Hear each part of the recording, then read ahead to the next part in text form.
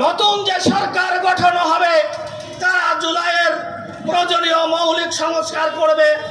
জুলাই সনদ ঘোষণাপত্র সরকারের কাছে আমরা দাবি জানাচ্ছি, আপনারা জুলাই সনদ বাস্তবায়ন করুন। জুলাই গণ অভ্যুত্থানে যারা জীবন দিয়েছেন তাদের পরিবারকে পুনর্বাসন করতে হবে। পিআর পদ্ধতিতে নির্বাচনের ব্যবস্থা করতে হবে।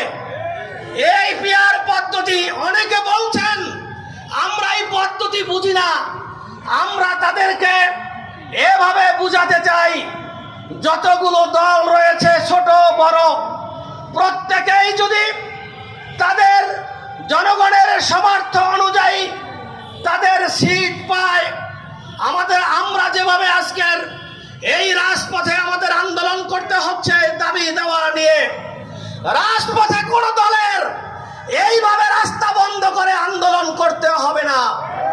প্রত্যেক দলের যার যে বক্তব্য রয়েছে, কথা রয়েছে, দাবি দাবা রয়েছে, সেগুলো তারা সংসদে পেশ করবে।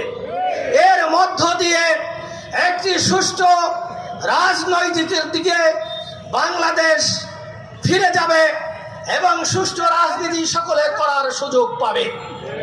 আমরা দেখেছি 2024 সালে 1 আগস্ট জামাত ইসলামীকে নিষিদ্ধ করা হয়েছিল। যারা আমাদেরকে 1 তারিখে নিষিদ্ধ করেছিল, 5 তারিখে বাংলাদেশ থেকে তারাই নিষিদ্ধ হয়ে গিয়েছিল।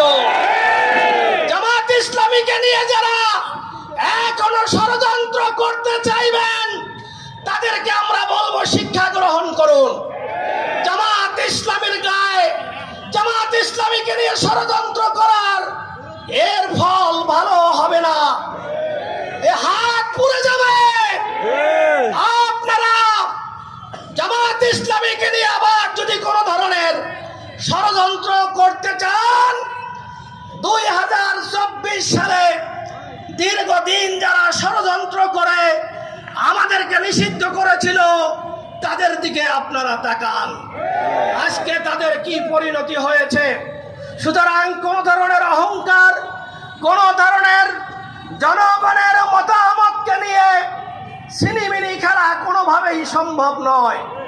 আমরা লক্ষ্য করছি 2024 সালে বিপ্লব সংগঠিত হলো, যে ছাত্র জনতা বিপ্লব সংগঠিত করেছে, যারা নেতৃত্ব দিয়েছে, আমাদেরকে নতুন পরিবেশ ফিরিয়ে দিয়েছে, তাদেরকে নিয়ে তুচ্ছ তাচ্ছিল্য করা হচ্ছে, তাদেরকে বিভিন্নভাবে